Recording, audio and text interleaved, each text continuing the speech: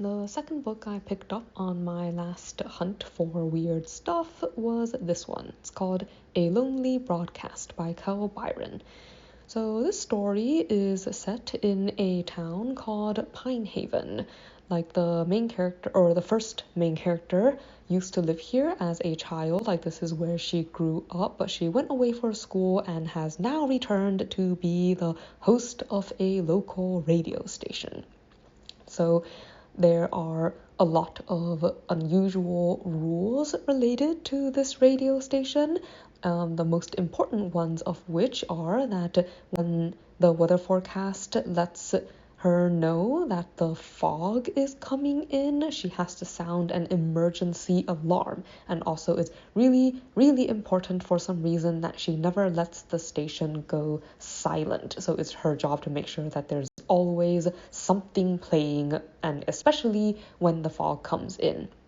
So like she has kind of vague memories from when she was a kid of like when the warnings come, like people have to make sure all their doors and windows are locked, and like they would hide in the basement and stuff like that until the fog went away. But for the most part, she's really kind of in the dark as to why like there were these customs in the town. And she's, it's also very weird that they have this radio tower out in the middle of nowhere, and it's a station that you can only hear like if you happen to be driving within this particular area. But she's now living in the radio station because she's also dealing with some stuff at home and can't really afford to live somewhere else, and is very soon about to find out why like a lot of these rules exist.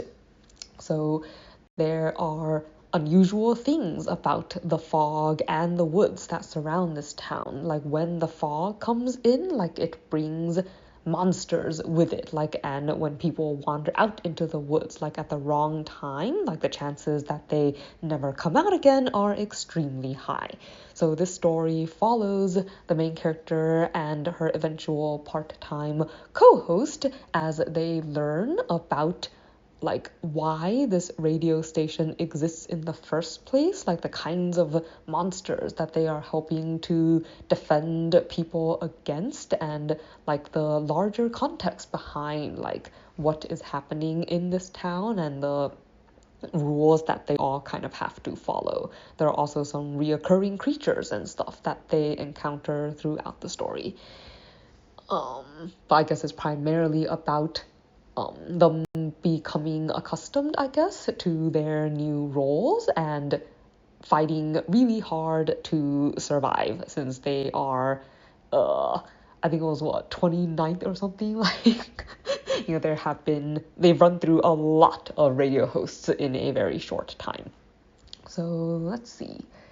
This story has a lot of similarities to the gas station one in terms of like it's told in a somewhat episodic way, and you have like a certain degree of unpredictability in the weird stuff that they encounter, at least early on before they really start to build on the history of this town.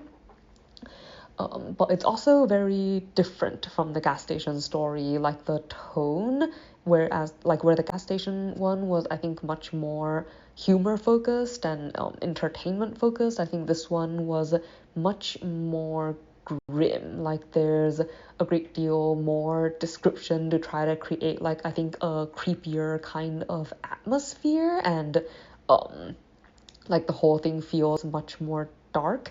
And I think because of that, and because it kind of takes, I think, the weird stuff much more seriously, it also leans much more into the creepy factor. Although I don't really consider it a particularly scary story. Like it does have some imagery that I think might be a little disturbing if you thought about it a lot at night. So if you scare easily, I probably just wouldn't read it like after dark. Let's see.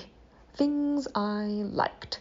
I like how even though you don't necessarily know why these monsters exist, like the story does give you like a larger backdrop to the conflict that is going on and the radio station in general, like why it's there, like its purpose, the people, like you learn a bit about like previous people who have handled it and stuff like that. And I also like how it focuses on more than one character. Like it ends up with I guess I would consider three main characters, where you have get to see their relationship develop, where they become friends and